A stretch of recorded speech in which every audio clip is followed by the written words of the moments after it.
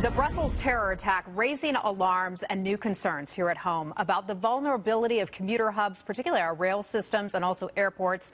Some of those don't have a lot of screening, the rail systems, of course. One transportation security expert, Jeff Price, saying this, quote, there would have to be massive changes in facilities throughout the United States, and ultimately we would just end up creating more crowds for bombers to attack.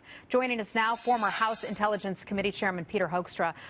Good afternoon, sir. I want to ask you about this because every time we have some sort of an attack like this, we rush to talk about what further security measures we could implement, and then it just goes away eventually. Things kind of fall off.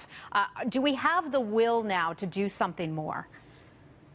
Well, I think it's clear we don't have the will to do anything more. 15 years after 9/11, the signals to the American people with, longer lines at TSA and those types of things, it sends a very clear signal to the American people that we are at greater risk, that the threat is coming closer to America, and that we should be concerned. So clearly our political leaders have not had the will to confront this threat from ISIS. You know, Hillary Clinton yesterday was talking about, as we wait for her speech, by the way, where she's going to talk about her policy for dealing with ISIS, but she says that we are making, quote, progress in the fight against ISIS. But I want to show our viewers these figures. At least 1,133 people have been killed in 26 cities. We're talking outside of Syria and Iraq in just the last year alone. Progress? No, absolutely not. This is why the American people are getting very, very frustrated with our government, and this is why the electorate in Europe is getting very frustrated. Our leaders keep saying we're making progress, we're making progress.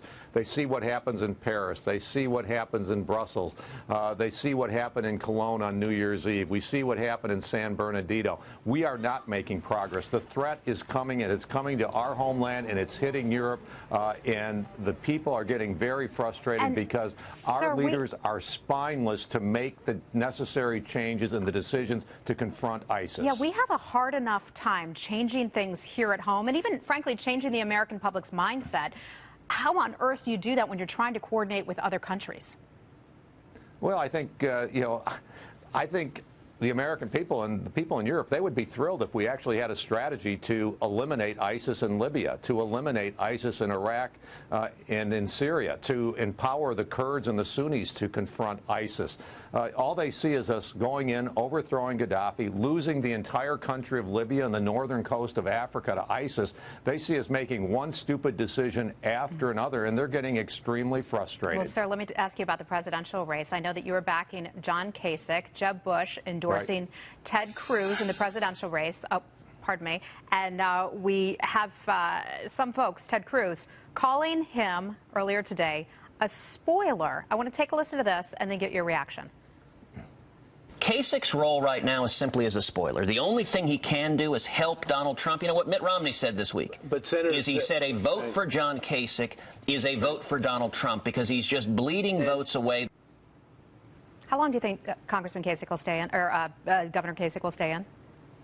Governor Kasich's going to stay in, and if he's going to prove that he's a very, very viable candidate. He's the only one that consistently beats Hillary in polls nationwide. He brings the blue states into play in a national election. John's going to do very well when the primaries start moving into the Midwest and in the Northeast, and he'll build momentum. But he'd have to win like more than 100% of the delegates.